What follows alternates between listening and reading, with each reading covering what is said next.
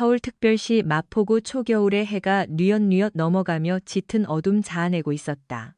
수도방위 사령부 인근에 위치한 고급 한정식집 다원의 주차장은 금요일 저녁을 맞아 밀려드는 차량들로 북새통을 이루고 있었다.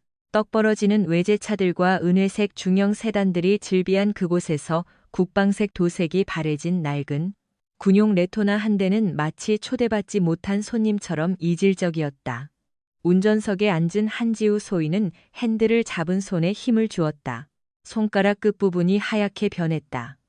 고강도 전술 훈련을 끝내고 복귀하던 길 잠시 정차하려던 찰나였다. 무척 둔탁하면서도 소름 끼치는 파열음이 차체를 뒤흔들었다. 지우의 몸이 충격에 의해 앞으로 쏠렸다가 안전벨트에 의해 거칠게 당겨졌다. 백미러로 뒤쪽을 확인할 새도 없이 후방 감지 센서가 비명처럼 삑소리를 질러댔다. 지우는 얕은 숨을 내어뱉었다. 특수전학교에서 수없이 반복했던 전술적 호흡, 심박수를 낮추고 상황을 냉철하게 판단하기 위한 본능적인 행위였다. 그녀는 전투모를 고쳐쓰고 차문을 열었다. 차가운 초겨울 바람이 군복기 사이로 파고들었지만 그녀의 눈빛은 그보다 더 싸늘했다. 차 뒤편에는 방금 막 출고된 듯 기스 하나 없었던 검은색 제네시스 G90이 서 있었다. 그 앞 범퍼가 레토나에 투박한 뒤 범퍼에 처박혀 흉하게 찌그러져 있었다. 확실한 후방 추돌. 지우의 차는 정지선 안에 멀쩡히 멈춰 있었고 뒤따라 제네시스가 거리 조절에 실패한 것이 분명했다.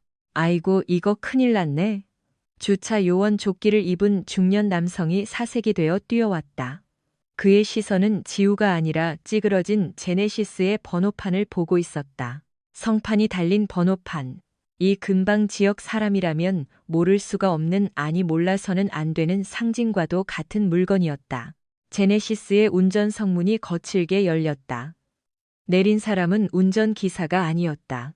화려한 밍크코트를 걸치고 짙은 화장의 명품으로 온몸을 치장한 50대 중반의 여성이었다. 그녀의 목에는 개줄처럼 굵은 금색 목걸이가 걸려 있었고 손에는 타조 가죽 핸드백이 들려 있었다. 그녀는 17사단장 박동훈 소장의 부인 이영숙이었다. 그녀는 망가져버린 자신의 차 범퍼를 보자마자 고함에 가까운 소리를 질렀다. 이게 뭐야? 내 차가. 지우는 차분하게 다가가 경례는 생략한 채 목례를 했다.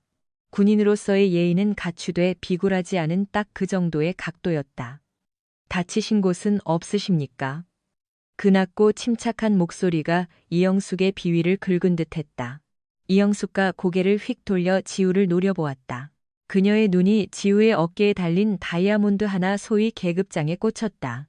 순간 이영숙의 눈매가 비웃음으로 일그러졌다. 다친 곳? 지금 사람 몸이 문제야? 너 눈을 어디다 두고 운전하는 거니? 이 차가 얼마짜린 줄 알아? 지우는 눈 하나 깜짝하지 않고 대답했다. 정차 중이었습니다. 아줌마께서 제 차를 박으셨습니다. 블랙박스 확인해 보시면. 아줌마? 이영숙의 목소리가 하이톤으로 치솟았다. 주차장에 있던 사람들의 시선이 일제히 두 사람에게 쏠렸다. 야, 너 군인이지?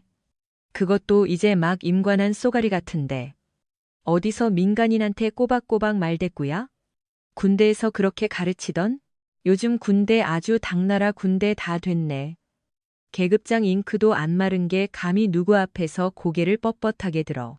지우는 입술을 굳게 다물었다. 쏘가리 당나라 군대.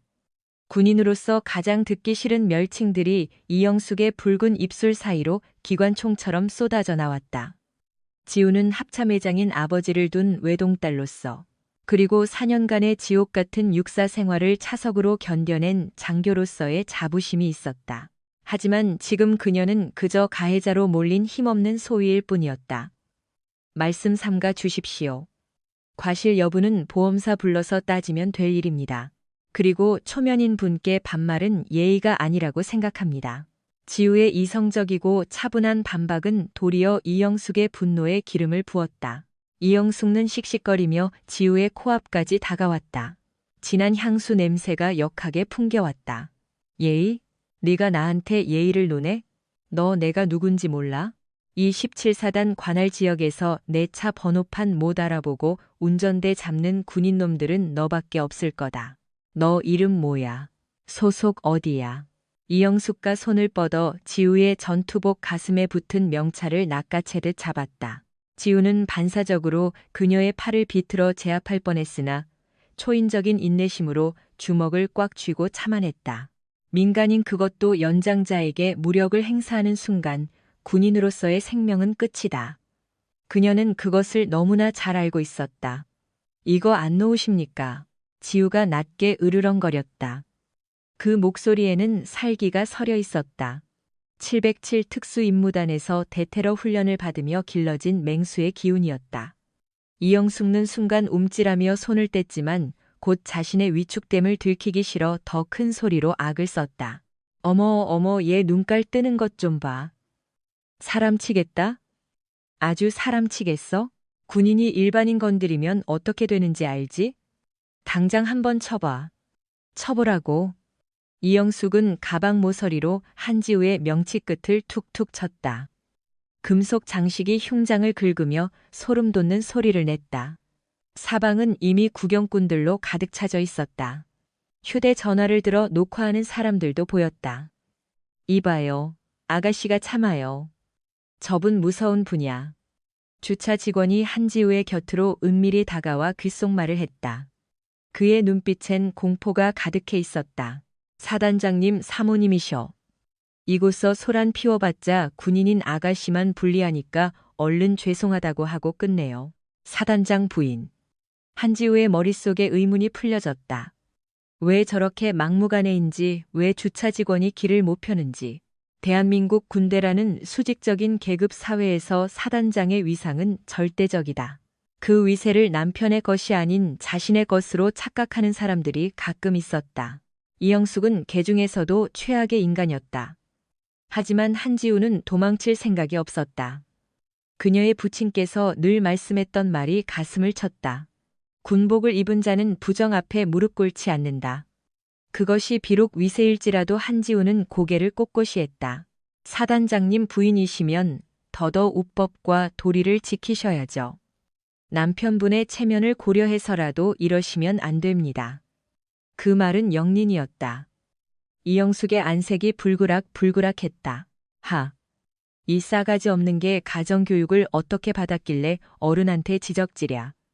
너 부모 없니? 고아원에서 컸니? 아니면 너네 부모가 그렇게 가르치든 위아래 모르고 아무한테나 개기라고. 부모에 대한 언사.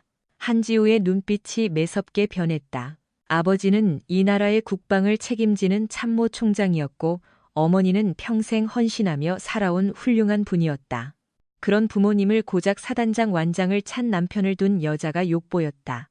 언행 주의하십시오. 한지우의 목소리가 한 옥타브 깔려졌다. 주변의 공기가 싸늘해졌다. 하지만 이영숙은 멈추지 않았다. 그녀는 한지우의 그 뻣뻣함이 그 복종하지 않는 눈빛이 미칠 듯이 싫었다. 여태껏 이 바닥에서 군복 입은 것들은 자신의 낌새만 봐도 벌벌 떨었다. 대령 중령들도 조아리는데 고작 소위 따위가 훈계. 누가 누굴 가르쳐. 야, 너 내가 지금 바로 전화 한 통이면 어떻게 되는지 알려줘. 내년 중대장 대대장. 바로 불러내서 내 앞에 무릎 꿇. 내 군복 벗기는 건 일도 아니라고. 이영숙은 가방 안에서 최신형 스마트폰을 집어들며 한지우의 면전에 들이밀었다. 빌어. 지금 어서 내 구두 핥으면서 죄송하다고 빌면 봐줄게.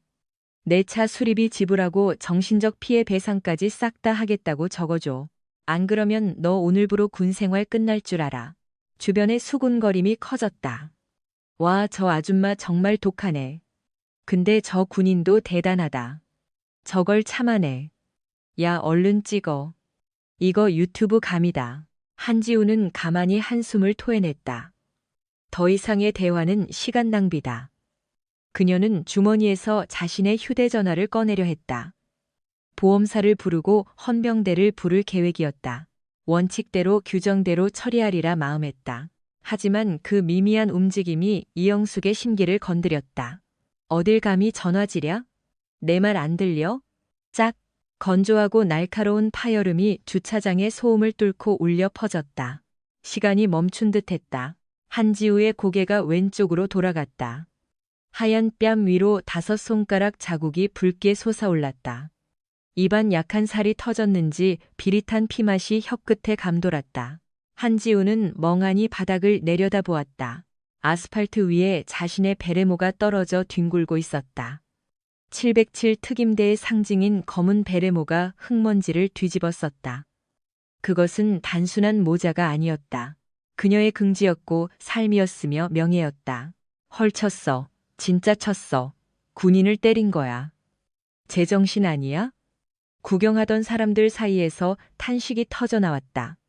하지만 누구도 선뜻 나서지 못했다. 이영숙의 기세가 너무나 등등했기 때문이다. 이영숙은 때린 손이 아려운지 손을 털며 오히려 더 당당하게 허리에 손을 얹었다. 어머, 손 아파라. 얼굴에 철판을 깔았나? 야, 억울해? 억울하면 치던가? 쳐봐. 쳐보라니까. 네가 치는 순간 넌 영창이 아니라 교도소 행위야. 알겠니? 한지우는 천천히 고개를 들었다. 그녀의 눈동자가 깊고 어두운 심연처럼 변해 있었다. 맞은 뺨의 통증보다 바닥에 떨어진 베레모를 보는 마음의 통증이 더 컸다. 그녀는 천천히 허리를 숙여 베레모를 집어들었다. 손으로 흙을 털어내고 다시 머리에 썼다. 각을 맞추고 옷매무새를 다듬었다. 그녀의 침묵이 길어지자 이영숙은 우월감에 도취되었다. 뭐야 주제 파악이 좀 되니 아까처럼 지져보지. 그래 부모가 그렇게 가르쳤냐고? 그래 내 부모는 나를 귀하게 키워서 이렇게 당당하다. 너처럼 천하게 안 컸어? 한지우는 입가에 흐른 피를 손등으로 닦아냈다. 하얀 손등에 붉은 선혈이 번졌다. 그녀는 이영숙을 똑바로 응시했다. 더 이상 분노는 없었다. 그저 싸늘한 연민과 확실한 심판의 의지만이 남아 있었다. 후회하실 겁니다. 한지우의 목소리는 작았지만 그 울림은 묵직했다. 뭐하니? 참, 넌 아직도 사태 파악이 안 되네. 야, 박 기사 어디 갔어? 냉큼 사단장에게 전화 연결해. 이영숙이 뒤늦게 차에서 내린 운전병을 향해 내질렀다. 이병 박, 도, 현. 젊은 운전병은 하얗게 질려 부랴부랴 휴대전화를 꺼냈다. 지우도 휴대전화를 잡았다. 떨리는 손가락으로 단축 번호 1번을 꾹 눌러봤다. 신호가 가는 그 짧은 시간이 영겁처럼 느껴졌다. 그녀는 특전사 장교가 아닌 한 아버지의 자식으로 전화를 걸고 있었다. 허나 그 아버지가 가진 별의 위력만이 사태를 정리해줄 유일한 희망이었다. 뚜루루 뚜루루 지우냐. 수화기 넘어 들려오는 깊고 중후한 목소리. 대한민국 육군대장 한태성의 음성이었다. 언제나 거목처럼 미동도 없는 그 목소리를 듣자 참아왔었던 서러움이 왈칵 턱 밑까지 치밀어 왔다. 허나 지우는 울지 않았다. 지금은 울 시기가 아니었다.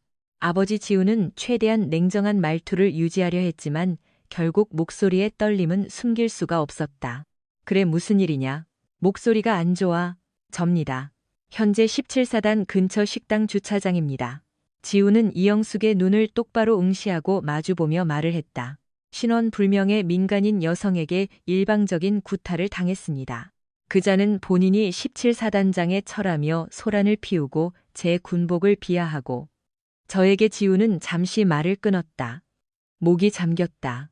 저에게 한태성 대장의 목소리가 싸늘히 가라앉았다. 전화기 너머의 대기가 얼어붙는 것이 느껴질 정도였다.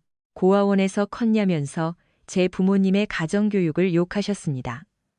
침묵 수화기 너머에서 들려오던 자잘한 서류 넘기는 소리가 딱 멈췄다. 짧은 정적 뒤에 들려온 목소리는 화를 꾹 참아낸 폭풍 전야의 고요함 그 자체였다. 사단장 아내가 내 딸에게 가정교육을 운운해. 네. 그리고 뺨을 맞았습니다. 위치 확실하게 다시 말해라. 부평구 문의미로 한정식집 송현 주차장입니다. 꼼짝 말고 있어라. 바로 간다. 뚝. 통화가 끊겼다. 지우는 휴대전화를 닫았다. 이영숙은 여전히 비웃음을 흘려 그녀를 조롱하고 있었다. 아빠한테 꼰지르기라도 한 거니? 아이고, 우리 미안해 아가씨. 부친이 뭐 동네 이장이라도 되시나 봐. 오라고 해. 와서 보라고 해. 내 남편이 누군지 알면 내 아빠라는 인간도 와서 무릎 꿇고 빌 테니까.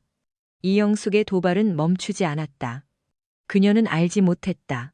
자신이 방금 눌러댄 버튼이 핵폭탄의 기폭 장치였다는 것을, 자신이 비하한 그 아빠라는 사람이 그녀의 남편인 사단장조차 감히 눈도 마주치지 못할 군서열 위에 살아있는 신화라는 것을. 바람이 강해졌다. 저 멀리서 먹구름이 다가오고 있었다. 아니, 그것은 평범한 먹구름이 아니었다. 두두두두 두두두두. 희미하게 들려오는 헬기의 로터 소리. 그것은 징벌의 시작을 알리는 종소리처럼 점점 더 크고 확실하게 주차장을 향해 다가오고 있었다. 별들이 쏟아져 내릴 시간이었다. 지우가 전화를 끊은 뒤 주차장에는 기묘한 정적이 흘렀다. 그 정적은 평화로움이 아니었다. 거대한 해일이 덮치기 직전 바닷물이 썰물처럼 빠져나갈 때 느껴지는 원초적인 공포였다. 이영숙은 지우가 전화를 끊는 꼴이 마음에 들지 않았다. 보통의 계집애들이라면 울고 불고 매달리거나 겁에 질려 도망쳐야 마땅했다. 하지만 눈앞에 저 맹랑한 기집애는 입가에 피를 묻힌 채 마치 범인을 바라보는 형사들처럼 자신을 쏘아보고 있었다. 그 눈빛이 소름 끼치게 싫었다. 전화 다 했니? 뭐래? 내 아빠가 와서 싹 빌어주겠대? 아니면 합의금이라도 보내주겠대? 이영숙이 비아냥대면서 핸드백에서 담배를 꺼내 물었다. 그녀는 라이터를 켜려다 멈칫했다. 손이 미세하게 떨리고 있었다. 날씨 탓일까? 아니면 본능이 보내는 경고 신호일까? 그녀는 애써 그 찜찜한 기분을 무시하고 담배에 불을 댕겼다. 후. 야, 시간 끌지 말고 빨리 선택해. 나 바쁜 몸이셔. 사단장님 관사에서 기다리시거든. 바로 그때 먼 곳에서 들려오던 헬기의 로터 소리가 급격하게 커졌다. 처음에는 모기 날개짓 같았던 소리가 이제는 하늘을 찢어밟길 천둥 소리처럼 변해 있었다. 두두두두두두두두두. 식당 건물의 유리창이 미세하게 진동하기 시작했다. 주차되어 있던 차량의 경보기들이 예민하게 반응하며 삑삑대었다. 뭐야, 무슨 소리야? 이거. 이영숙이 인상을 찌푸리며 하늘을 쳐다다 보았다. 저 멀리 서쪽 하늘 핏빛 같은 붉은 배경을 등지고 검은 점 2개가 빠른 속도로 날아오고 있었다. 점은 순식간에 거대한 잠자리 아닌 강철로 된 독수리의 형상으로 변했다. 대한민국 육군 최상위 지휘관이 탑승하는 블랙호크 헬기였다. 그것도 한 대가 아닌 2대. 헬기가 접근함에 따라 강력한 돌풍들이 주차장을 덮쳤다. 흙먼지들이 태풍처럼 일어났고 식당 입구에 세워진 간판들이 휴지 조각처럼 날았다. 이영숙은 고함을 지르며 자신의 밍크코트 옷깃을 부여잡았다. 공들여 세팅한 머리가 미친 여자 마냥 망가졌다. 뭐지? 무슨 일이야? 인파가 수군거리며 현관 쪽으로 몰려들기 시작했다. 대박, 저게 뭐지? 헬기 맞잖아? 헐, 저기 붙은 거 봐. 진짜 별 아니야? 낮게 날면서 회전하는 헬기의 연문짝 위쪽에는 붉은색 바탕에 백금으로 빛나는 4개의 별 성판이 확실하게 박혀 있었다. 헬기가 나타남과 동시에 도로편에서 요란한 사이렌 소리가 때로 몰려왔다. 쾅! 주차장의 입구를 막고 있던 차단봉이 소음과 함께 부러질 듯 열렸다. 헌병대의 호위용 오토바이 10수대가 경광등을 번쩍이며 질주에 들어왔다. 놈들의 기세는 흡사 기갑 부대가 돌격하는 듯 했다. 비키세요. 통제 중입니다. 모두 뒤로 물러나세요. 헌병들이 바이크에서 뛰어내려 지시봉을 휘둘렀다. 놈들의 얼굴은 섬뜩할 정도로 굳어만 있었다. 단순하게 교통정리가 아니었다. 이것은 실제 전쟁을 떠올리게 하는 철저한 현장 통제였다. 이어 검은색 차량들의 행렬이 이어졌다. 에쿠스, 제네시스 그리고 거대한 덩치의 작전 지휘용 차량들. 번호판엔 숫자가 아닌 별들이 달려 있었다. 별 2개, 별 3개. 주변 부대의 모든 고위 지휘관이 소집된 게 확실했다. 저 압도적인 행렬의 중앙에 칠흑같이 새까만 대형 세단 한 대가 부드럽게 들어와 멈췄다. 앞범퍼에 부착된 깃발에는 또한 4개의 별이 수놓여 있었다.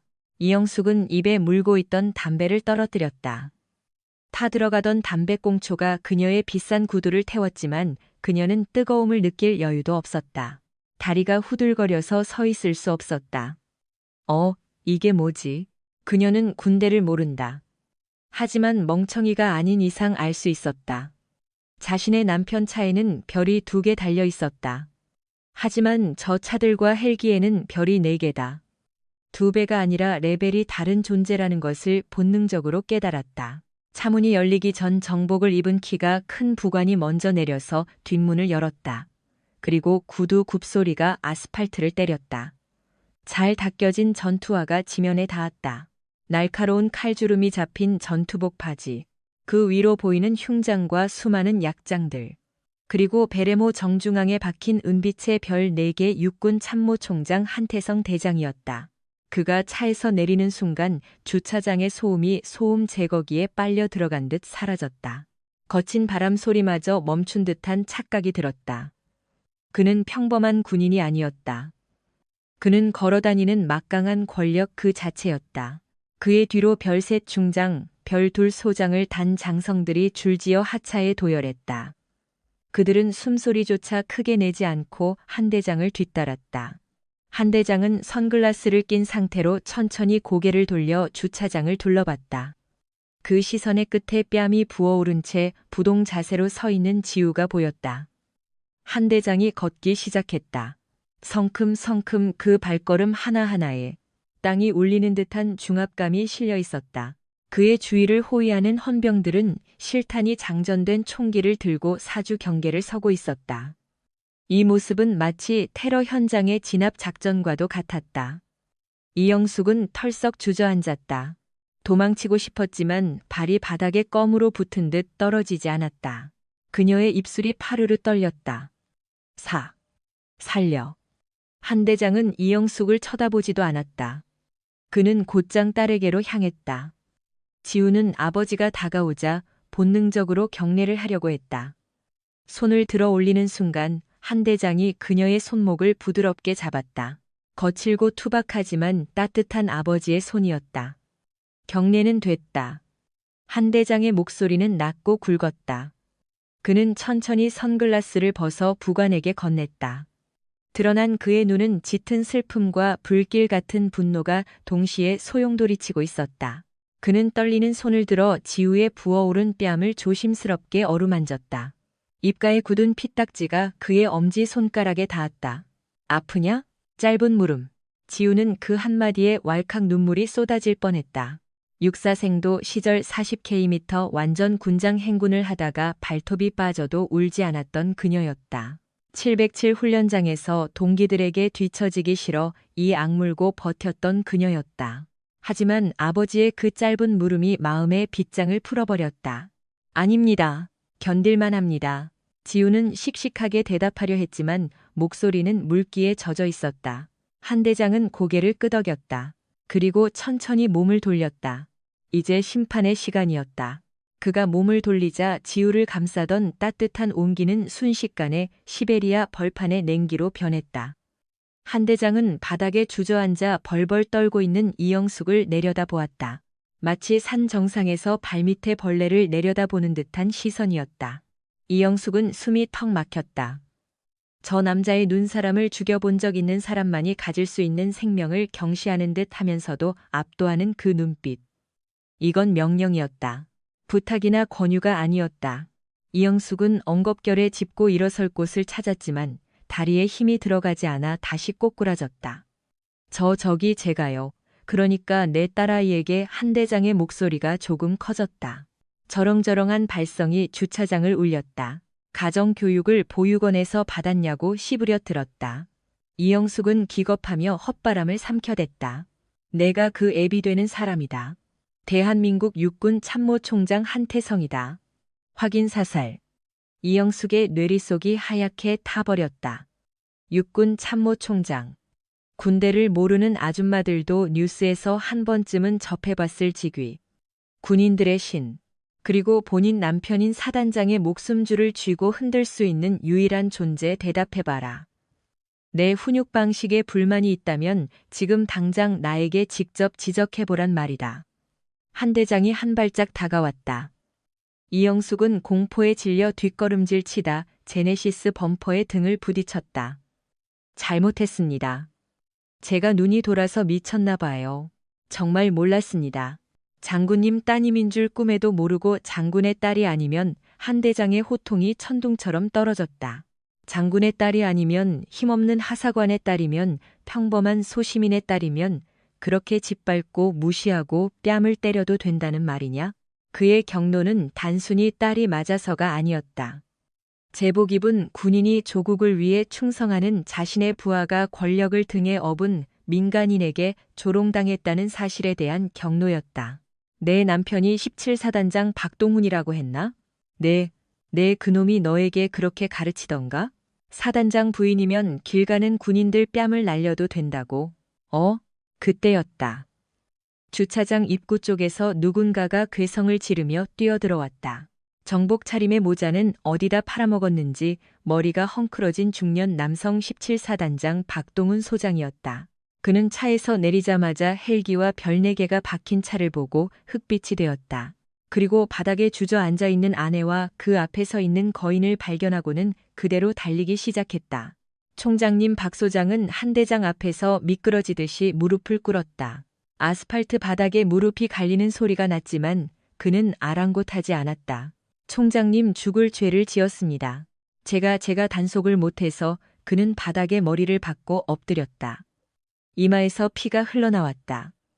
이영숙은 남편의 그런 비참한 모습을 처음 보았다. 집에서는 왕처럼 군림하고 부하들 앞에서는 호랑이 같던 남편이 저 남자 앞에서는 겁에 질린 송아지보다 못했다.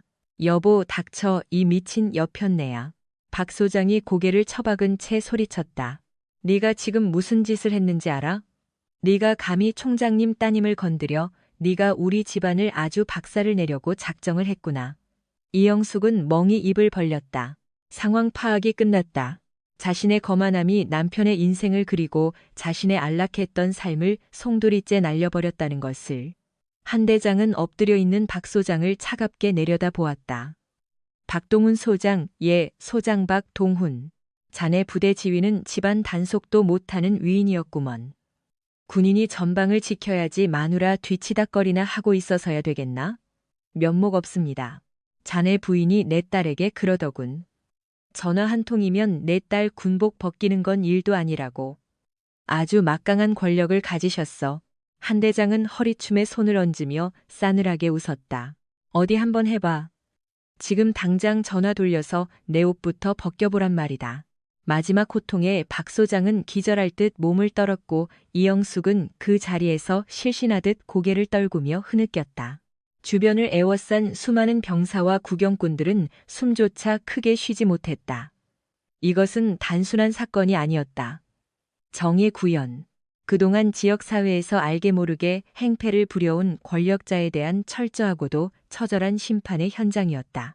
한 대장은 뒤쪽에 있던 헌병대장에게 눈짓했다. 박대령 예. 헌병대장 대령 박진혁 지금 즉시 경찰서장에게 연락해 민간인을 현행범으로 넘기도록. 혐의 초병, 폭행, 국군 모독 공무 집행 방해. 그리고 한 대장은 잠시 말을 멈추고 벌벌 떨고 있는 이영숙을 쏘아보았다. 협박 및 명예훼손까지 철저하게 조사해서 법정 최고형을 구형하도록 협조 요청해. 하나라도 봐주는 게 보이면 헌병대가 직접 수사한다고 전해. 알겠습니다. 헌병들이 이영숙에게 다가갔다. 그녀는 발악하며 남편을 불렀지만 박 소장은 고개조차 들지 못했다. 여보, 나 좀 살려줘. 내가 잘못했어, 여보. 이영숙의 비참한 절규 소리가 멀어져 갔다. 하지만 그 소리에 동정심을 느끼는 사람은 아무도 없었다. 그녀가 뿌린 씨앗이 가시덩굴이 되어 그녀 자신을 올가맨 것뿐이었다. 한 대장은 다시 박 소장을 보았다. 일어나 고맙습니다. 감사는 무슨 자네는 지금이 시간부로 보직 해임이다. 사단장 직무 정지시키고 대기 발령 조치한다. 감찰실에서 조사관들 내려올 거야. 자네가 그동안 부대 운영비로 마누라 기름값 지원했다는 투서 내가 묵살하지 말고 털어보라고 했네. 박 소장의 눈이 휘둥그레졌다. 그것까지 알고 있을 줄은 몰랐다. 그는 다리가 풀려 다시 바닥에 주저앉았다. 끝이었다. 군인으로서의 명예도 연금도 모든 미래가 끝장났다. 한 대장은 더 이상 그들을 볼 가치도 없다는 듯 돌아섰다. 그리고 다시 딸 지우에게 다가갔다. 가자. 무거운 목소리. 지우는 눈가를 훔쳐냈다. 한 대장은 딸의 등 뒤를 감싸 안고 검은색 차로 이끌었다. 연병장의 모든 병력이 동시에 거수 경례를 붙였다. 충성. 수천 명의 함성 소리가 공중을 뒤흔들며 울려 퍼졌다. 그 경례는 한 대장에 대한 예우인 동시에 부당함에 굴하지 않고 저항한 어린 장교 한지우에 대한 응원의 마음이기도 했다. 검은 차량의 문이 닫히고 대열이 움직이기 시작했다. 빛이 사라지고 정막이 내려앉기 시작한 연병장에는 넋이 나간 박동은 소장만이 우두커니 서 있을 뿐이었다. 공중에는 아직도 헬기의 굉음 소리가 환청처럼 들려 차가운 징벌의 공포를 깊게 새기고 있었다. 짙은색 방탄차 리무진의 뒷좌석은 외부와 차단된 별개의 공간이었다. 두꺼운 차창밖 너머로 헌병 호위 차량들의 경광등이 붉고 푸르게 비추며 도로를 달렸다. 내부는 주행 소음조차 들리지 않을 정도 조용했지만 지우에게는 이정적이 천둥 소리보다 더 요란하게 다가왔다. 지우는 무릎 위에 올린 떨리는 손을 바라보았다. 훈련 탓에 거친 군인의 손이었지만 현재는 격렬하게 떨리고 있었다. 방금 전까지 정신을 지탱하던 긴장감들이 사라지자 볼의 고통과 함께 막대한 무력감이 덮쳐왔다. 옆좌석의 한태성 대장은 차창을 바라보고 있었다. 가로등 조명이 그의 칼날 같은 턱선을 비추고 사라졌다. 그는 입을 굳게 다물었다. 분노한 것일까? 아니면 좌절한 것일까? 지우는 차마 고개를 돌려 아버지를 볼 수 없었다. 아버지 한참 뒤에 지우가 입을 열었다. 목소리가 떨려져 나왔다. 말하지 마라. 이 멸면은 상처 덧난다. 한 대장은 계속 창밖을 보며 작게 말했다. 냉정한 듯 말투였지만 이내 곧 뒷좌석의 냉장고를 열어 시원한 물병들과 물수건을 꺼내는 동작은 급박했다. 그는 직접 물을 묻힌 물수건을 지우의 상처 입은 뺨에 정성스럽게 닦아줬다. 많이 다쳤군. 병원 진료부터 받아야겠다. 죄송합니다. 지우는 고개를 떨궜다. 차가운 얼음물의 온도에도 불구하고 눈시울이 붉게 변했다. 혼자서 끝내고 싶었습니다. 장교이자 군인으로서 규정대로 떳떳하게 처리하려 했는데 끝내 아버지의 손을 빌리고 말았습니다. 지우에게 있어 근본 일들은 단순한 문제가 아니었다. 육사 수석 졸업 707 특임대. 지원이 모든 것은 참모 총장의 딸이 아닌 군인 한지우로 평가받기 위한 발버둥이었다. 하지만 오늘 그녀는 가장 중요한 순간들에 아빠 도움을 쓴 철없는 딸이 된 것만 같아 패배감이 들었다. 한 대장은 젖은 물수건을 쥔 채 한숨을 길게 내쉬었다. 그는 천천히 몸을 돌려 딸을 바라보았다. 지우야. 네. 내가 내 힘을 빌린 게 아니다. 나는 오늘 내 딸을 살리러 온 것이 아니라 부당한 처우를 당한 부하를 살리러 온 것이다. 한 대장의 눈동자는 강했다. 적들은 민간인들이고 사단장이라는 배경을 등에 업은 자였다. 계급 질서가 확실한 군사회에서 갓 임관한 초임이 사단장 가족을 상대로 규정을 논하는 건 계란으로 바위치기다. 그건 용기가 아니라 객기이지. 그는 지우의 손을 꼭 잡았다. 권력은 누리라고 있는 것이 아니라 나누라고 있는 것이다. 내가 단 계급 내게는 내 부하들이 부당한 일을 겪었을 때 그들을 지켜주는 갑옷이 되어야 한다. 오늘 나는 그 갑옷 역할을 했을 뿐이다. 그러니 창피해하지 마라. 지우는 입술을 꽉 물었다. 아버지의 말은 타당하였지만 가슴 한구석의 답답함은 없어지지 않았다. 그녀는 알고 있었다. 내일부터 부대 내에 퍼질 헛소문을 건드리면 사단장도 날려버린 금수저 총장님 딸내미. 그 꼬리표들이 자신을 유리 감옥에 가둘 것이라는 것을 차량 대열이 경기도 광주 특수전 사령부 본부로 들어왔다. 위병소 병사들이 별내 성판을 보고 놀라며 차단기를 열고서 거수 경례를 올렸다. 숙소 앞까지 데려다 주마. 아닙니다. 정문에서 내리겠습니다. 더 이상 눈에 띄고 싶지 않습니다. 지우의 주장에 한 대장은 잠시 고민하다가 고개를 끄덕였다. 그래, 치료 잘 받고 주말에 집에 잠시 와거라. 내 엄마가 걱정하겠다. 내 충성. 지우는 차에서 내려 경례를 표했다. 리무진이 떠나가고 그녀는 어둠이 내린 역내를 혼자 걸었다. 싸늘한 밤 공기가 달아오른 얼굴을 식혀주었지만 마음은 더 착잡해졌다. 숙소인 간부 독신자 숙소로 가는 길 멀리서 훈련을 끝낸 707 팀원들이 구보하며 지나가는 소리가 들렸다. 악 우렁찬 군가, 소리땀, 냄새, 거친 숨소리, 지우가 사랑하는. 그리고 소속되고 싶은 그들의 세상하지만 오늘 밤 그녀는 자신이 그 세상의 이방인처럼 느껴졌다. 휴대전화 진동이 울렸다. 동기들의 단톡방이었다. 야 한지우 너 괜찮냐? 17사단 쪽에서 난리 났다며 진짜냐? 사단장 모가지 날아갔다는 게 와. 역시 클라스 다르네. 이미 소문이 돌았다. 군대의 소문은 광케이블보다 빠르다. 지우는 대꾸하지 않고 전원을 껐다. 숙소 로비에 들어서자 마주친 선배 장교들이 흠칫하며 길을 터주었다. 평소라면 고생하셨습니다 하며 어깨를 쳤을 선배들이었다. 그들의 눈빛에 담긴 것은 존경이 아니라 공포심과 위화감이었다. 한지우는 방에 들어와 침대에 무너지듯 누웠다. 거울 속에 비친 그녀의 얼굴. 뺨에는 붉은 손자국이 멍으로 변해가고 있었다. 그녀는 멍을 어루만져 다짐했다. 이 멍이 지워지기 전에 증명해야 한다. 내가 한태성의 핏줄이라서가 아니라 한지우라서 이 자리에 있다는 것을. 이튿날 새벽 707 특임대 연병장 공기는 평소보다 차갑고 묵직했다. 대테러 사격 훈련을 위해 모인 팀원들의 눈빛이 묘하게 엇갈렸다. 전체 착용 장구 확인 지역 대장 소령의 지시에 대원들이 일사불란하게 움직였다. 한지우는 K1 기관 단총의 장전발을 후퇴 고정하며 약실을 확인했다. 평소와 다름없는 동작이었지만 주위의 눈길이 따가웠다. 야, 봤냐? 저기 뺨에 멍든 거. 어우야, 입 다물어. 듣겠다. 저 멍 만든 사람은 지금 영창방에 있다더라. 사단장 와이프를 담가 버렸다며?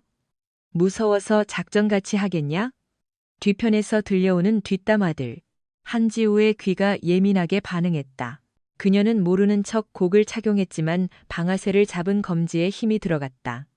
지역 대장이 다가왔다. 그는 평소 깐깐하기로 소문난 사람이었지만 오늘따라 한지우에게 대하는 행동이 불편했다.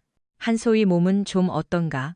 어제 일도 있고 하니 오늘 훈련은 제외하고 의무대 다녀오는 게 낫지 않겠나? 위로를 가장한 배제였다. 그것은 한지우가 가장 혐오하던 상황이었다. 아닙니다. 훈련에 문제 없습니다. 제외 없이 수행하겠습니다. 한지우가 딱 잘라 답했다. 지역 대장은 곤란한 기색을 보였으나 차마 명령하지는 못했다. 사로 입장 사격 훈련이 개시되었다. 목표물은 전방 200녜, 100녜 50에 등장하는 이동 표적. 한지우는 숨을 멈추고 타겟을 쏘아보았다. 표적지 중앙에 어제 보았던 이영숙의 조소하는 표정이 겹쳐 보이는 듯했다. 탕탕타탕. 그녀의 총구가 불을 뿜었다. 탄피가 바닥에 튀는 명쾌한 소리. 하지만 한지우의 사격은 평소보다 사나웠다. 탄착군이 미세하게 흔들렸다. 분노와 조급함이 평정심을 집어삼키고 있었다. 사격 중지, 표적 확인. 결과는 명중이었지만 정중앙을 스친 탄은 절반에 불과했다. 707 기준으로는 합격이지만 최상위 기준에는 미치지 못했다. 한소희, 오늘 0점이 좀 안 맞나 보네. 선임팀장인 정상사가 툭 뱉었다. 비꼰 말투는 아니었지만 한지우의 자격지심에는 칼날처럼 꽂혔다. 죄송합니다. 교정하겠습니다. 점심시간 식당에서도 모세의 기적은 여전하였다. 한지우가 식판을 들고 의자에 앉자 주위 좌석이 슬그머니 비워졌다. 누구도 그녀의 곁에 앉아 밥을 먹으려 하지 않았다. 괜히 잘못 꼬였다가 피곤해질까 걱정하는 눈치였다. 그때 식판 하나가 한지우의 맞은편에 쿵 소리를 내며 놓였다. 짧게 깎은 머리 곰 같은 덩치의 남자 707 내에서 미친 개라 불리는 교관 윤석호 상사였다. 그는 주위의 시선 따위는 신경도 쓰지 않고 밥을 처먹기 시작했다. 밥맛 달아나게 깨작거리지 말고 팍팍 좀 먹지. 윤 상사가 밥알을 튀기며 말했다. 입안이 터져서 아픕니다. 엄살은 야 한소희 너 요즘 눈깔이 죽었어. 알고 있냐? 한지우가 숟가락을 멈췄다. 무슨 말씀이십니까? 어제 사건 때문에 어깨에 힘들어갔나 본데 이곳은 계급 장대고 실력으로 승부하는 곳이야. 아빠 별이 내 총알 대신 맞아주는 거 아니다. 아까 사격 꼬라지 보니까 아주 가관이더만. 그따위 정신 상태로 작전 나가면 내 팀원들 다 죽어. 윤 상사의 독설은 맵고 아팠다. 하지만 역설적으로 그 독설이 한지우에게는 위로가 되었다. 유일하게 자신을 참모 총장의 딸이 아니라 못난 소위로 봐주는 사람이었기 때문이다. 명심하겠습니다. 한지우는 남은 밥을 국에 말아 꾸역꾸역 밀어 넣었다. 입안에 상처가 아려왔지만 그 통증이 도리어 정신을 들게 했다. 오후는 실내 소탕 훈련이었다. 좁은 건물 모형 안에서 테러범을 제압하고 인지를 구출하는 고난도 훈련. 한지우는 선두 진입을 자원했다. 가장 위험하고 가장 먼저 총을 맞을 수 있는 포지션이었다. 진입. 한지우가 문을 발로 차고 섬광탄을 투척했다. 쾅. 뿌연 연기와 함께 그녀가 몸을 던졌다. 가상의 테러범 역할을 맡은 대항군이 구석에서 튀어나왔다. 한지우는 본능적으로 몸을 숙이며 페인트탄을 쏘아댔다. 금명중. 하지만 동시에 그녀의 허벅지에도 충격이 왔다. 대항군이 쏜 페인트탄에 맞은 것이다. 동귀어진 동반 사망. 실전이었다면 사망이었다. 훈련 종료. 한소희 사망. 인질 구출 실패. 교관의 호각 소리가 들렸다. 한지우는 바닥에 주저앉아 거친 숨을 내뱉었다.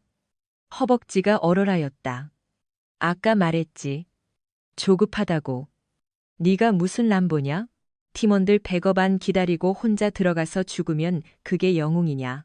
개죽음이지. 윤 상사가 다가와 한지우의 헬멧을 툭 쳤다. 주변 대원들의 시선이 차가웠다. 총장 딸이라더니 별거 없네라는 비웃음이 들리는 듯했다. 한지우는 주먹을 꽉 쥐어 바닥에 모래를 움켜쥐었다. 일주일 후 17사단 사태의 여파는 여전히 진행 중이었다. 국방부 조사가 착수되었고 연루된 부정들이 잇따라 터져나왔다. 한지우는 뉴스에 나오는 부친의 조남을 보며 묵묵히 연습에만 전념했다. 그러던 어느 날 707부대로 이방인이 들어왔다. 육군본부 감찰실 소속 오진혁 중령. 그는 파면된 17사단장 박동훈 소장의 학교 후배이며 박동훈 파벌의 실세 인물로 유명한 자였다. 비공식적인 부대 시찰 핑계로 왔지만 놈의 눈매는 뱀마냥 비열했다. 오중령은 지휘관실을 나서며 연습 중인 대원들을 살펴봤다. 놈의 눈길이 한지우에게 꽂혔다. 아, 자네가 그 대단한 한지우 소위인가?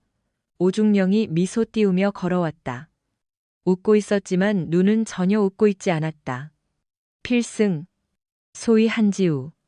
정말 대단해. 아버님 덕택에 완전 스타 됐군. 덕택에 존경하는 선배님이 옷을 벗으셨네. 군대가 완전 난장판이 됐군.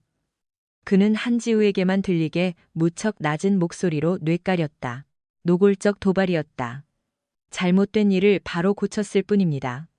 바로 고쳐. 좋아. 자네 능력이 얼마나 탁월한지 한번 보고 싶구나. 마침 다음 주에 한미 합동 대테러 훈련 있지. 이번에 707에서 여군 최초로 팀장급 임무를 감당해 보는 건 어떤가? 내가 적극 추천해주지. 그것은 덫이었다. 갓 임관한 소위에게 팀장급 임무. 게다가 미군 특수부대 델타포스와 함께하는 합동훈련의 지휘를 맡기겠다는 것은 대놓고 망신을 주겠다는 심산이었다. 실패하면 아빠 백으로 설치다. 나라 망신시킨 년이 될 것이고 잘해야 본전이었다. 한지우는 오중령의 속셈을 눈치챘다. 거절하면 낙오자가 된다. 감사합니다. 기회를 주신다면 최선을 다하겠습니다. 한지우는 피하지 않았다. 오중령의 입꼬리가 올라갔다. 배짱 좋네. 기대하겠어. 아주 재밌는 훈련이 될 거야.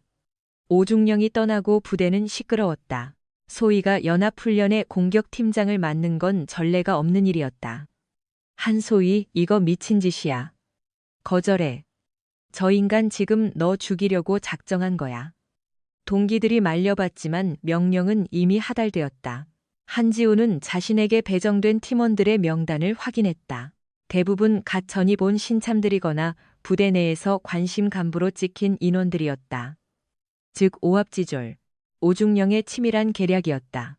팀장님, 저희가 델타포스랑 호흡을 맞출 수 있겠습니까?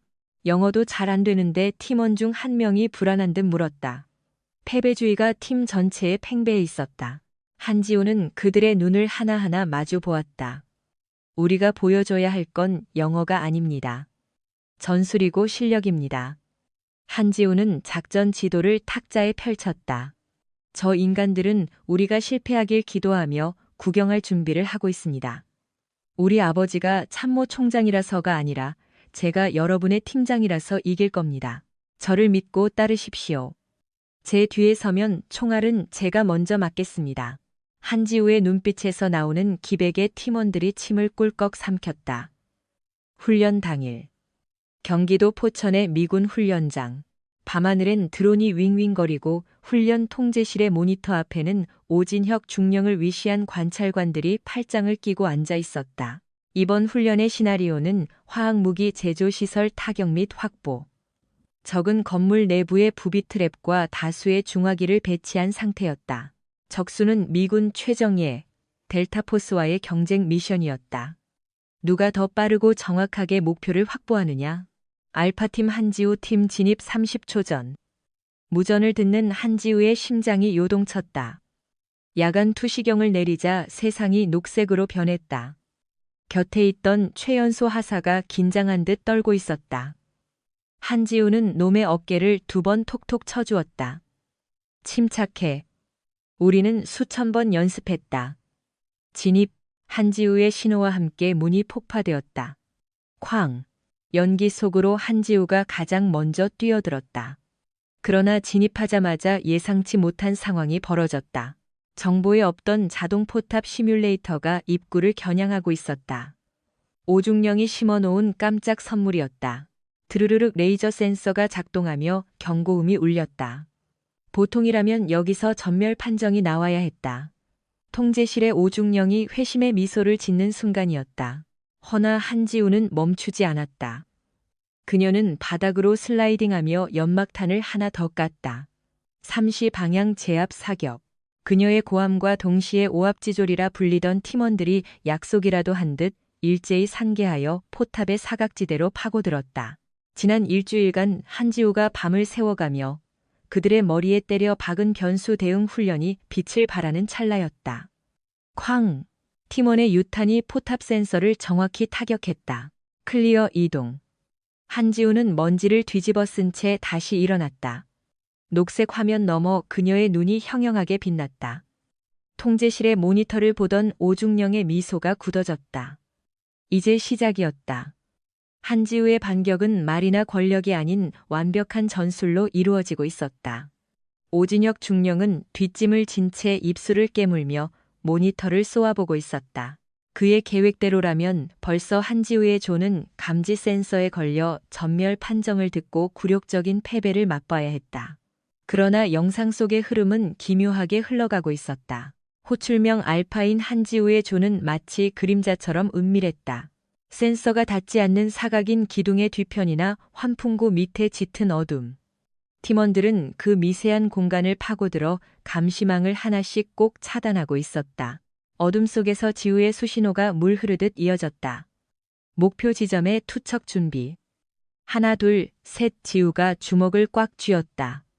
표자 팀원인 정하사가 연습용 연막탄을 정밀하게 센서 감지기 위로 쏙 던져 넣었다. 쾅하고 감지기가 순간적으로 마비된 틈을 타 지우가 잽싸게 구르며 진입했다. 그녀의 K1 소총이 어둠 속에서 불을 뿜었다. 빈 총탄이었지만 레이저 판독 시스템은 정확히 명중을 알리는 적색등을 켰다. 2층 확보. 3층으로 진입한다. 지우의 목소리는 차분했다. 부하들은 더 이상 오합지졸들이 아니었다. 지난 일주일 지우는 그들에게 군인으로서의 자부심을 심어주었다. 버려진 패라는 패배의식 대신 우리가 판을 싹 다 뒤엎어버리자는 도끼가 그들의 눈에 서려 있었다. 반대편 통로에서 작전을 진행 중인 미군 최정예 부대 델타포스 팀도 속도를 내고 있었지만 지우의 팀은 건물 구조를 잘 이용하고 있었다. 평소라면 계단을 이용했겠지만 지우는 승강기 통로 줄을 타고 급속 침투하는 대담하고도 미친 수를 선택했다. 목표 지점인 지하 벙커 앞 지우의 팀과 델타포스 팀이 딱 맞춰 도착했다. 델타포스 리더인 브라보원은 앳된 동양인 여성 장교가 본인들과 같은 속도로 게다가 함정이 가득한 사지를 뚫고 왔다는 사실에 큰 충격을 금치 못했다. 헤이 소위 대단해. 브라보원이 엄지를 들어 올렸다. 지우는 가볍게 목례하며 짧게 말했다. 임무 완수가 우선입니다. 우리가 좌측, 귀관들이 우측을 맡아주십시오. 영어는 유창하지 못했지만 전술 용어는 완벽했다.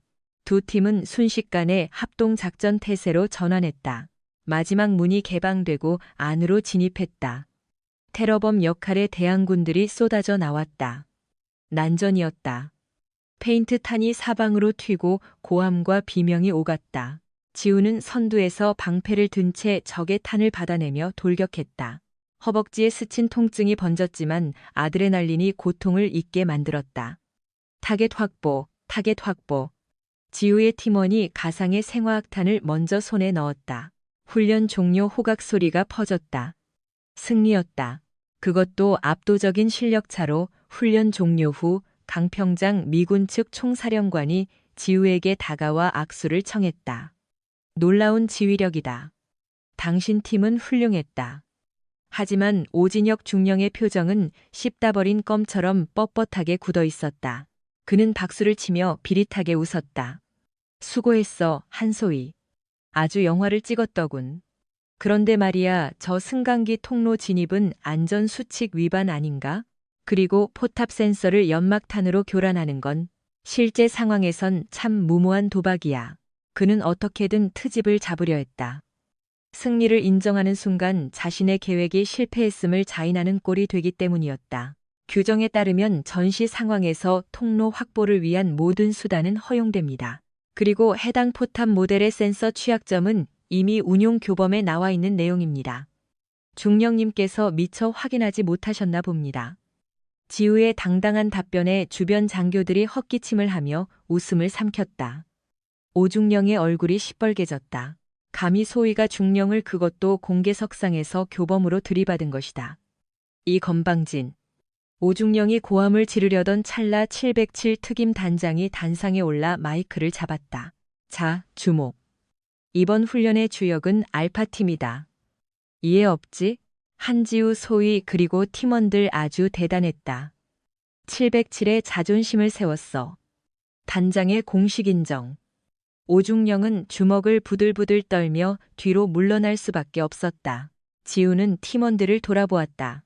기죽어 있던 관심 병사들의 어깨가 펴져 있었다. 그들의 눈빛이 말하고 있었다. 팀장님 감사합니다. 지우는 처음으로 희미하게 미소 지었다. 아버지의 별이 아닌 자신의 땀으로 만든 첫 번째 별이 가슴속에 뜨는 순간이었다. 서울 강남의 고급 요정. 은밀한 룸 안에 남자 셋이 모여 있었다. 옷을 벗은 박동훈 전 소장 6본 감찰실 오진혁 중령, 그리고 국방부 군수본부 소속의 송대령이었다. 방 안에는 독한 양주 냄새와 담배 연기, 그리고 패배자들의 도끼가 자욱했다. 박동훈은 술잔을 벽에 던져 깨뜨렸다. 개 같은 한태성이 내 인생을 아주 조져놨어. 감히 내 마누라를 감옥에 쳐넣고 나를 불명예 전역시켜? 그의 눈은 광기로 번들거렸다. 그는 자신의 과오를 반성하기는커녕 모든 원망을 한 총장과 지우에게 돌리고 있었다. 선배님, 진정하십시오. 아직 끝난 게 아닙니다. 오진혁 중령이 비열한 미소를 지으며 술을 따랐다.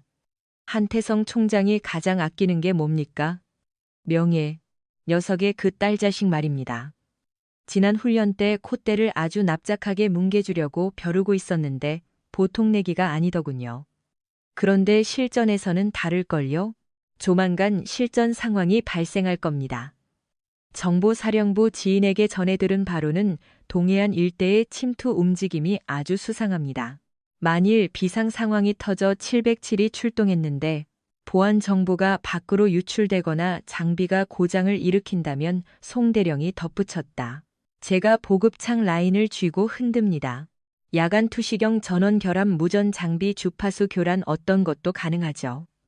한지우 그의 현장 나가서 수습 불가 사고를 치게 만드는 겁니다. 민간인 오발 사고라도 크게 터지게 된다면 한태성 총장도 옷 벗고 나갈 겁니다. 박동훈의 얼굴에 비열한 미소가 흘렀다. 자식을 무너뜨려 부친을 추락시킨다. 아주 비열하고 완벽한 복수였다. 당장 해. 어떻게 해서든 계집의 피를 봐. 내 눈에서 피눈물 뽑아냈으면 놈들도 피를 쏟아야지. 일주일 후 707 주둔지. 지우는 리더로서의 입지를 굳혀가고 있었다. 대원들과의 결속력도 단단해졌고 다 부대원들의 평판도 낙하산에서 능력자로 서서히 바뀌고 있었다. 하지만 윤석호 상사만은 여전히 그녀를 무시했다. 너무 우쭐대지 마라. 연습이랑 현장은 달라. 넌 아직 놈들에게 총알 박아본 적 없잖아. 윤 상사는 담배를 태우며 지우에게 일침했다. 알아요.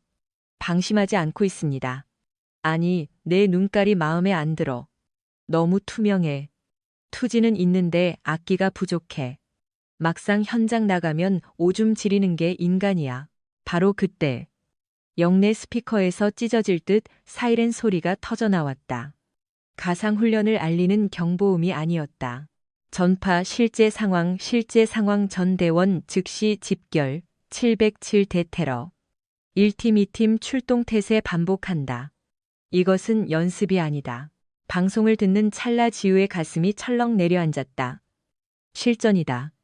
휴게실 TV 뉴스 화면이 긴박하게 바뀌었다. 강원도 삼척 부근 해상무장 공작선 발견.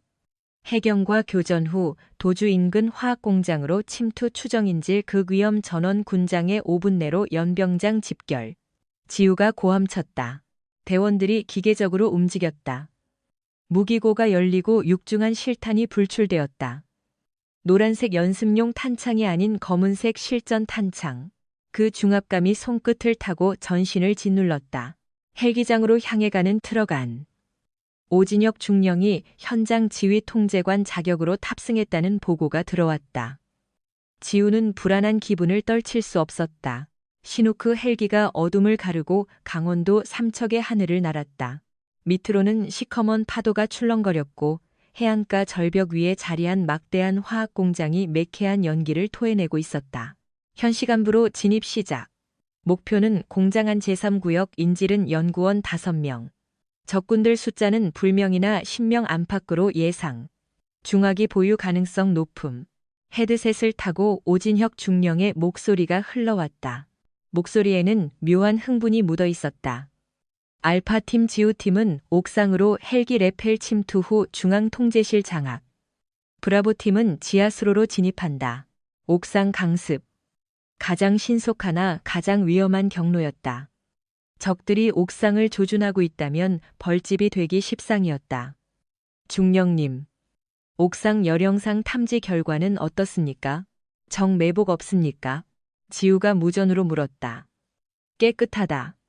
드론으로 체크했어. 겁먹었나? 한소희 시간 없다.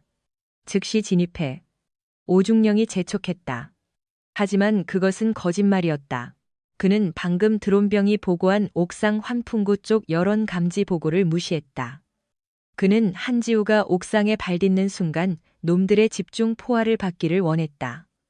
죽지 않을 정도로만 다치거나 작전 실패로 이어지기를. 헬기 램프가 열렸다. 매서운 바닷바람이 들이닥쳤다. 강화 준비. 고고고고고고고. 지우가 로프를 쥐고 몸을 날렸다. 장갑을 낀 손바닥이 뜨거워졌다. 그녀의 발이 공장 옥상 바닥에 닿는 찰나였다. 타타탕, 타탕. 어둠 속에서 불꽃이 번쩍였다. 총알이 콘크리트 바닥을 때리며 파편을 튀겼다. 함정이다. 흩어져 엄폐. 지우가 고함치며 옆으로 구를 때 그녀의 바로 뒤에 내리던 정하사가 비명을 질렀다. 으악. 정하사가 어깨를 부여잡고 고꾸라졌다. 실탄이었다. 페인트탄의 따끔함과는 차원이 다른 살이 찢기고 뼈가 부서지는 끔찍한 고통의 비명. 정하사. 지우는 정하사의 군복을 잡고 환풍구 뒤로 끌고 갔다. 피가 흥건했다. 깨끗하다던 옥상은 적들의 요새였다. 놈들은 AK 소총으로 무장하고 헬기를 향해 난사하고 있었다. 본부 여기는 알파원 정보가 다르다. 옥상에 다수 정매복 부상자 발생 지원 사격 요청한다. 하지만 무전기에서는 찌지직거리는 소음만 들려왔다. 알파원 들리지 않는다. 통신 불량 우연이 아니었다. 누군가가 주파수를 방해하고 있었다. 지우는 그제야 깨달았다. 이것은 작전 실패가 아니라 살인 미수였다. 놈들은 자신을 죽이려고 팀원들까지 사지로 몰아넣었다. 분노가 머리끝까지 치솟았다. 공포는 사라지고 차가운 사리가 그 자리를 채웠다. 지우는 피 묻은 손으로 정하사의 지혈대를 조였다. 참아, 내가 적들 다 처리하고 지원팀 부를 테니까. 한지우는 열영상 장비를 켰다. 시야가 붉게 변했다. 놈들의 체온 감지가 선명하게 잡히는 좌표가 보였다. 그녀는 탄창을 꼈다.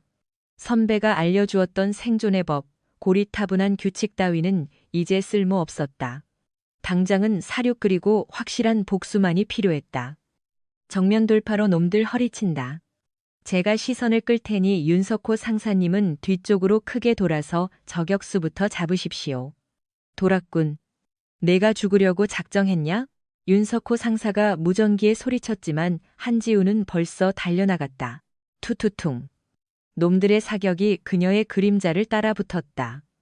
한지우는 불규칙하게 뛰면서 적들의 조준을 흩었다. UDT 교장에서 수도 없이 굴렀던 전술 기동.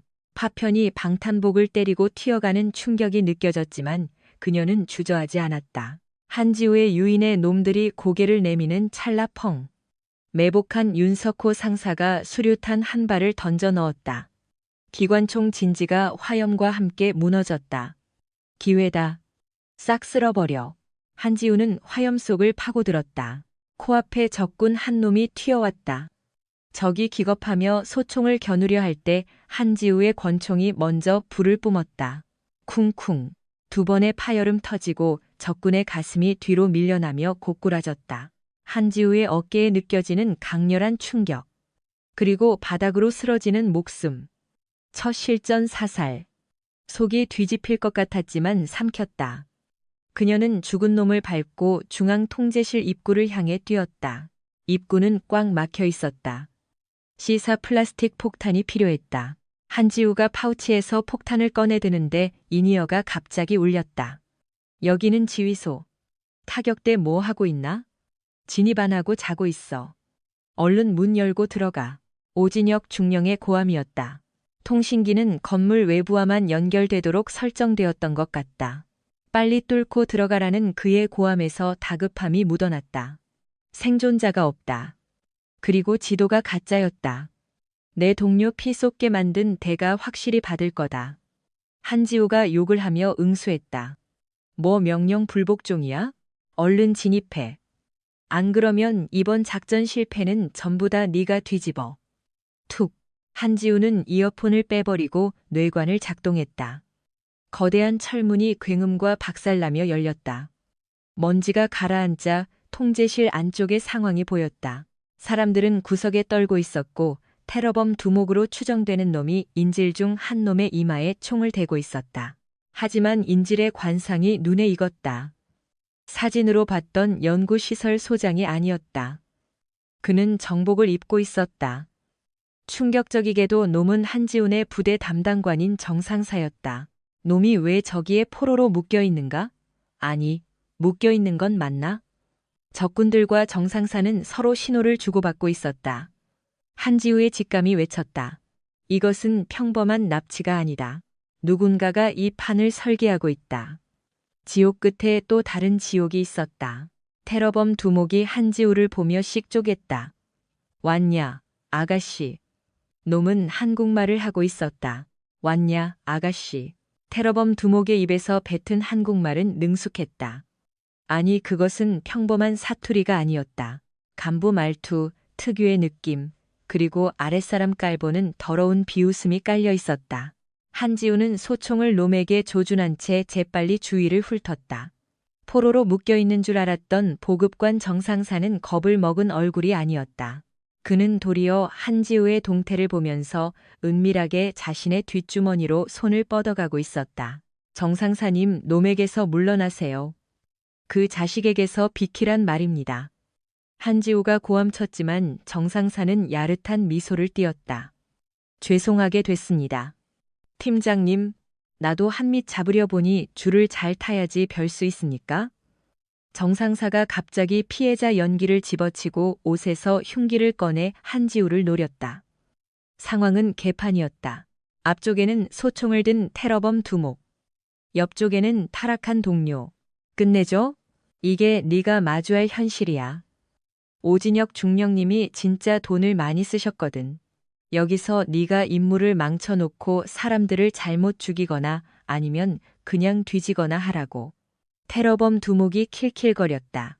놈은 실제 사상범이 아니었다. 돈을 써 움직이는 용병들, 아마도 북파 공작원 출신이 변절한 쓰레기일 것이다. 당신들 제복 입은 놈들이 창피하지도 않아? 고작 진급 싸움질 때문에 총질을 하고 동료를 죽여? 한지우의 입술은 분노로 씹혔다. 옥상에서 피 쏟으며 죽어간 정하사의 눈빛이 뇌리를 때렸다. 정해? 지랄하네. 군대는 끈이야.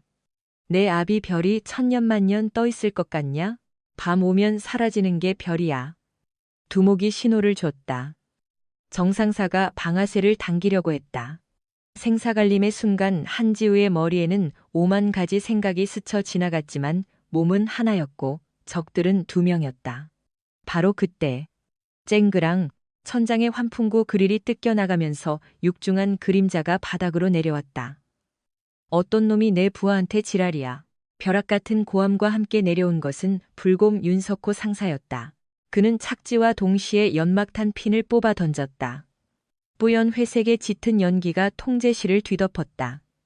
쿨럭 안 보여. 테러범들이 눈을 감싸며 비명을 질렀다. 지금이다. 서연은 망설이지 않았다. 그녀는 박상사를 향해 몸을 날렸다. 박상사가 눈을 질끈 감고 총을 쏘았지만 총알은 허공을 갈랐다. 서연은 개머리판으로 박상사의 명치를 가격하고 그의 손목을 꺾어 권총을 빼앗았다. 우두둑 의아악 박상사가 비명을 지르며 나그다. 서연은 곧바로 몸을 돌려 테러범 리더를 조준했다. 시력을 회복하려 애쓰던 리더가 소총을 들어올리려 했다. 당서연의 총구가 먼저 불을 뿜었다. 총알은 리더의 오른쪽 어깨를 정확히 관통했다. 리더는 소총을 떨어뜨리며 뒤로 쓰러졌다. 장태수 상사는 나머지 잔당들을 육탄전으로 제압하고 있었다. 공 같은 덩치로 놈들을 들어매치고 밟아버리는 모습은 흡사성난 짐승 같았다. 상사님 괜찮으십니까? 끄떡없다. 야 이 새끼들 군번 줄 확인해봐. 냄새가 난다 했어. 장태수가 헐떡이며 소리쳤다. 서연은 쓰러진 리더에게 다가가 그의 마스크를 벗겼다. 낯이 익었다. 불명예 제대한 전직 UDT 부사관이었다. 그리고 결정적인 증거. 박상사에 떨어진 휴대전화 화면에는 최영민 중년과 통화 중인 상태가 표시되어 있었다. 서연은 바닥에 떨어진 휴대전화를 집어들었다. 통화는 아직 연결되어 있었다. 들리십니까, 최영민 중령님?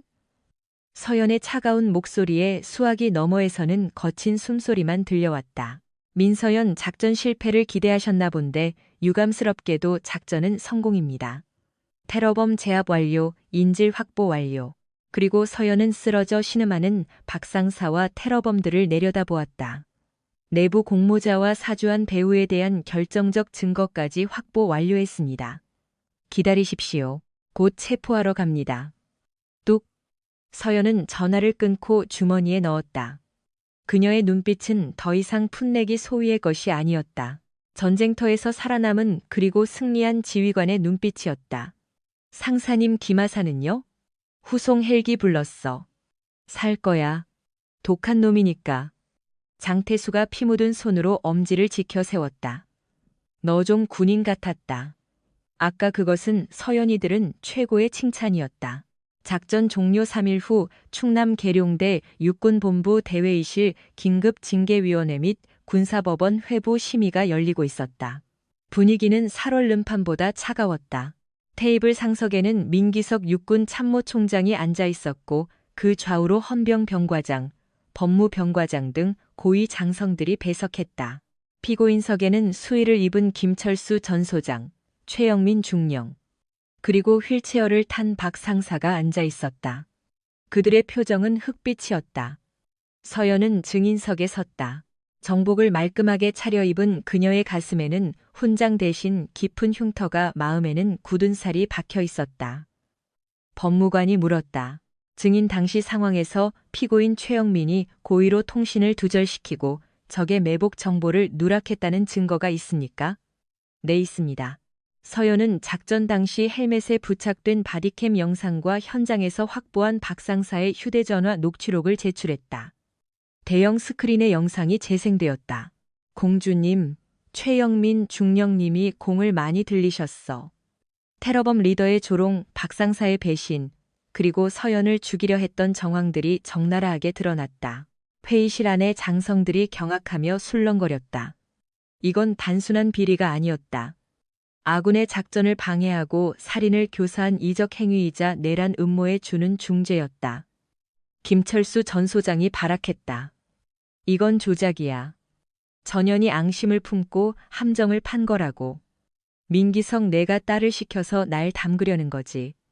쾅. 민기석 총장이 주먹으로 테이블을 내리쳤다. 그 소리에 장내가 찬물을 끼얹은 듯 조용해졌다. 민 총장은 천천히 자리에서 일어났다. 그의 눈에서 뿜어져 나오는 기세에 김철수는 입을 다물고 움츠어들었다. 조작, 함정. 민 총장의 목소리는 낮았지만 공간을 압도했다. 내 부하들이 피를 흘렸다. 내 딸이 아니라 대한민국 육군 소위와 부사관들이 너희들의 더러운 권력 노름에 목숨을 잃을 뻔했다. 군인이 명예를 버리고 사리사욕을 위해 전우의 등에 칼을 꽂는 순간 너희는 더 이상 군인이 아니다. 그냥 살인자일 뿐이지. 민 총장은 헌병대장에게 손짓했다. 그러네. 군용법 최고형으로 다스린다. 사형을 구형해도 부족함이 없을 것이다. 헌병들이 달려들어 그들을 끌고 나갔다. 안 돼. 살려줘. 총장님, 선배님. 최영민과 김철수의 비명소리가 복도 끝으로 사라질 때까지 서연은 흔들림 없이 그들의 뒷모습을 응시했다. 악은 처단되었다. 하지만 상처는 남았다. 모든 절차가 끝나고 늦은 밤 서연은 아버지의 집무실에 불려갔다. 넓은 집무실에는 아버지와 서연 단둘뿐이었다. 민 대장은 창가에 서서 밤하늘을 올려다보고 있었다. 부르셨습니까, 총장님? 서연이 격려했다. 민 대장은 천천히 뒤를 돌았다. 그의 얼굴에는 피로감이 역력했지만 눈빛만은 따뜻했다. 둘만 있을 땐 아버지라 불러라. 네, 아버지. 민 대장은 책상 서랍에서 작은 상자를 하나 꺼냈다. 그리고 서연에게 다가왔다. 이번 일로 많이 힘들었지. 아비로서 그리고 상관으로서 미안하다. 내가 가진 이 별들이 너에게 그늘이 되고 때로는 족쇄가 되었구나. 민 대장은 상자를 열었다. 그 안에는 반짝이는 훈장이 들어있었다. 하지만 민 대장은 훈장 대신 자신의 가슴에 달려있던 낡은 명찰 하나를 떼어냈다. 민기석이라는 이름이 새겨진 세월의 흔적이 묻은 명찰이었다. 이건 내가 소위 때 달았던 첫 명찰이다. 나는 내가 내 딸이라서가 아니라 목숨을 걸고 임무를 완수한 훌륭한 장교라서 자랑스럽다. 그는 서연의 손에 명찰을 쥐어주었다. 별은 하늘에만 있는 게 아니다. 어두운 곳에서 묵묵히 제자리를 지키며 빛을 내는 모든 군인이 별이다. 너는 이미 너만의 별을 띄웠다. 서연의 눈에서 참았던 눈물이 툭 떨어졌다. 뺨을 맞았을 때도 총알이 빗발칠 때도 울지 않았던 그녀였다. 하지만 아버지의 진심 어린 인정 앞에 그녀는 무장 해제되었다. 감사합니다. 부끄럽지 않은 군인이 되겠습니다. 민 대장은 말없이 딸을 안아주었다. 거친 군인의 품이었지만 세상 그 어떤 곳보다 따뜻했다. 1년 후 서연은 중위로 진급했다. 707 특임대 내에서 그녀를 낙하산이라 부르는 사람은 아무도 없었다. 그녀는 독사 혹은 작은 거인이라 불리며 팀원들의 절대적인 신뢰를 받고 있었다. 휴가날 서연은 국립현충원을 찾았다. 그녀는 작전 중 부상을 입고 의병 제대했지만 건강을 되찾고 재활 중인 김하사와 함께였다. 그들은 먼저 떠난 선배 전우들의 묘역 앞에 섰다. 바람이 불어와 태극기가 펄럭였다. 서연은 묘비 앞에 국화 한 송이를 놓고 거수경례를 올렸다. 중이님 후회 안 하십니까? 더 편한 길도 있었을 텐데, 김하사가 물었다. 서연은 웃으며 고개를 저었다. 그녀의 눈은 맑고 단단했다. 편한 길은 내 길이 아니야. 나는 가장 앞에서 가장 위험한 곳에서 내 사람들을 지키는 게 좋아. 그게 내가 입은 이 군복의 무게니까. 서연은 하늘을 올려다보았다. 대낮이라 별은 보이지 않았지만 그녀는 알고 있었다. 별은 언제나 그 자리에 있다는 것을, 보이지 않는 곳에서 묵묵히 빛나고 있다는 것을. 가자. 애들 기다리겠다. 서연이 발걸음을 옮겼다. 그녀의 군소리가 또각당당하게 현충원의 길을 울렸다. 그녀의 어깨 위로 따스한 햇살이 내려앉았다. 그것은 마치 축복과도 같았다.